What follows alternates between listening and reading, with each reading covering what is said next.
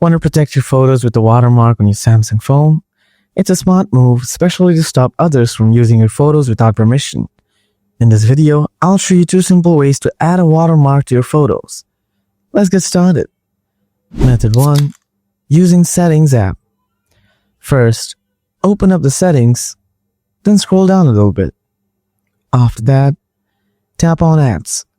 Now find out the Camera app. Then tap on it. Next, tap on Camera Settings. Here, you will find the watermark feature.